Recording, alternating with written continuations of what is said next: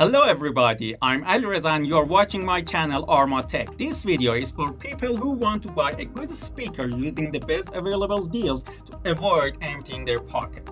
As JBL has released Extreme 4 for $400, JBL Extreme 3 is going on sale for a reasonable price, and also Sony XG300 has been on sale for some time.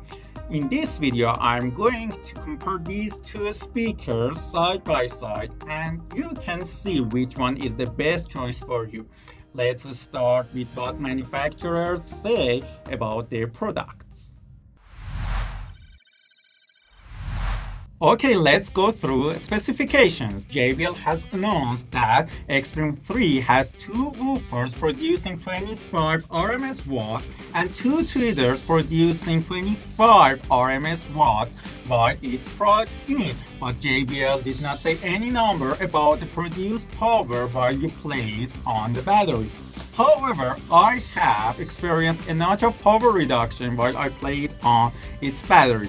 On the other hand, Sony has said that its speaker SRS XG300 has 2x balanced woofer, a rectangular shaped woofer instead of conventional circular to reproduce booming bass and higher sound pressure without any distortion, and two tweeters. As always, Sony has kept the amount of power secret. Considering the connectivity, Sony uses Bluetooth 5.2 equipped with LDAC, AAC, and SBC codec, which lets you connect to it with two devices simultaneously. It has also a 3.5mm jack input for wired connection. As you see, it's under this flap. Look at here. This is the audio jack input. And XG300 is a member of Sony Party Connect connection protocol that lets you connect up to 100 capable speakers to each other and play them in sync. Party Connect protocol connection includes small portable and party speakers of Sony products, including ULT series, XV, XP, and XP series, except ULT Field 1. And JBL Extreme 3 uses Bluetooth 5.1 with only SBC codec, but you can still connect two different devices to it at the same time. It supports Party Boost connection protocol for connecting to other JBL portable speakers up to 100 pieces. Unlike Sony, it is impossible to connect JBL's party speakers called Party Box to it. But still there is a AUX jack input for wired connection. It is also placed under a flap. Here, look at it. But what it has over Sony is that you can use USB-C port as wired connection also, which is rare among its rivals. Both speakers have app support. Sony has two apps, Music Center and Festival, but JBL has only one, which is called JBL Portable. Both speakers can be used as power bank, but for Sony you can only use a USB-A output, but on JBL you can use both USB-A and USB-C out as an output. Both speakers are very durable and they are both water and dust resistant with IP67 rating. Speaking of batteries, Sony has advertised that this speaker can be played for 25 hours with a single charge while Megabass is on, and it has fast charging feature that offers a 70 minutes additional playback time with only 10 minutes of charge. It also has stamina mode to increase this time even further by reducing the bass, and there is a carrying mode that limits the maximum charging percentage up to 90% to reduce the battery degradation. JBL has said that its speaker has 15 hours of playback time depending on the volume and the music. However, in real world use, Sony can beat 10 hours while the volume is around 80%, but JBL can only run up to 8 hours around the same percentage of volume. Let's talk about the design of these two speakers. Both speakers have the same form factor except for the way you carry them. They have cylindrical shape with exposed passive radiators and the same size, but JBL has a strap to put on your shoulder when you want to carry it, while Sony has a retractable handle which looks very nice. I wish both had offered handles and the straps together, but if I want to choose one, I prefer the retractable handle since it seems neater and much classier. Both wants to roll with the slightest applied force, which is very annoying, but one thing the Sony has over JBL is its RGB lights around its passive radiators. Although they are super subtle and ruin the battery playback time, it's nice to have them since they become very eye-catching when the speaker is in party connect mode and the lights are in sync with other speakers. When it comes to weight, the JBL is significantly lighter for more than 2 pounds or 1 kilogram. Extreme 3 is about 2 kilograms or 4 pounds, while Sony weighs around 3 kilograms or 6 pounds. Let's see what we have under these two flaps. For Sony, we have two buttons. One of them is to control the light, turning them off or on, and another one is to check the battery percentage with one click. And by holding it, you can put it on battery care mode to avoid charging it over 90% to extend the battery life. And there is a Type-C input to charge it, an AUX input for wired connection, a USB-A output for charging audio devices. But on JBL, we have a USB-A output to charge out your devices, a USB-C to charge out or charge in the speaker or use it as a wired connection, and it has also an AUX input for a wired connection. Now let's listen to Sony first on 50% volume. Let's listen to it.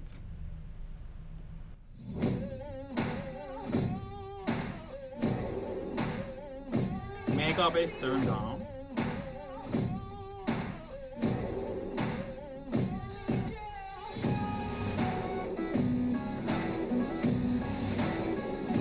Has a very warm sound signature.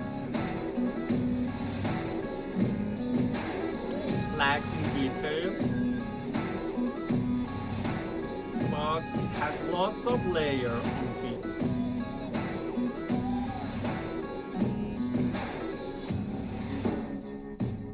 Okay, now let's listen to the JBL from the 50% again.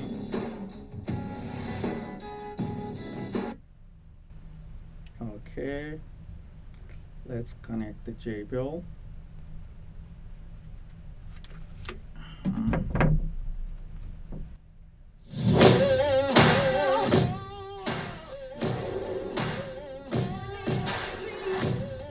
It's around 50% now.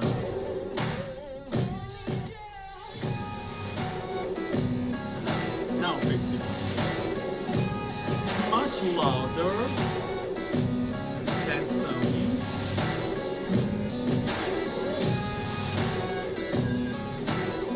Less layer, but better treble and deeper bass. What I hear from here.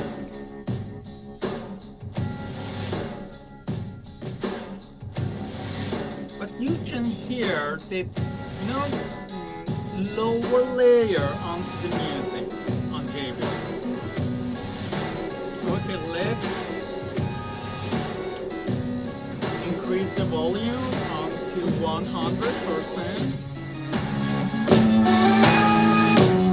Very loud.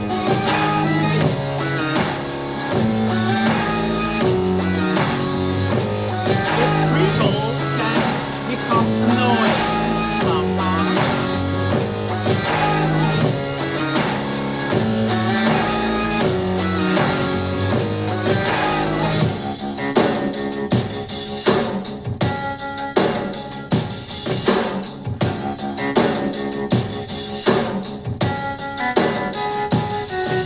Let's reduce it around 80%. Yes, I think around 80%. Okay, I think on JBL around 80% is the sweet spot of the volume, because on 100% it can become ear piercing a lot. But let's check it, the full volume on Sony. Since it has a warmer sound signature, I think you can increase the volume up to 100% without any earring. Bluetooth connected. Let's listen to it with the same sound.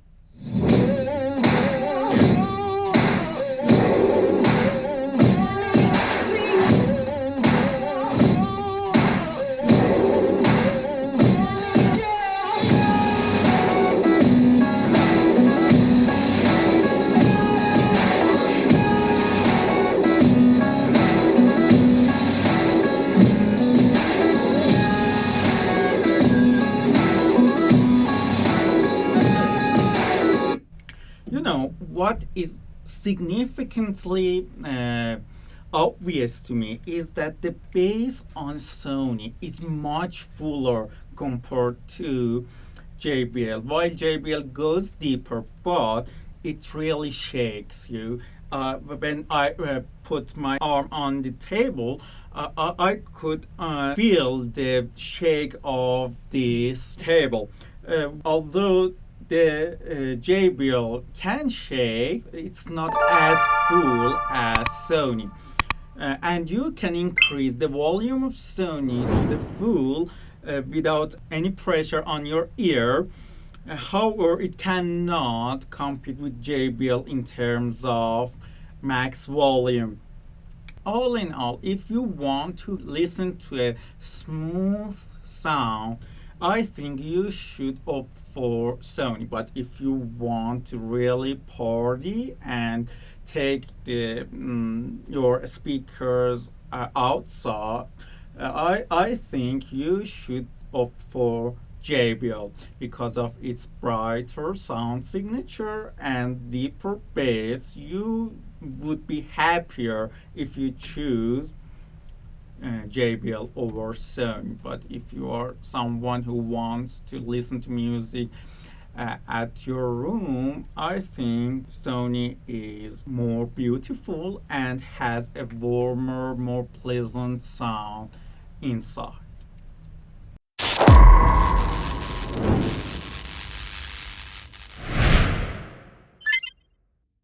Okay, I hope you understand which is the best for you. All in all, if I want to give a conclusion, I should say if you want something to keep it at home with yourself and sometimes have a small party with your friend, I think you should opt for Sony. But if you want something to take out with you and have a deeper bass, and you are someone who likes brighter sound signature with detailed treble, you should go for JBL. And if you want to pair your speaker to bigger speaker, you should go for Sony. And if you don't want to connect a party box to your JBL, I think the JBL is the best for you.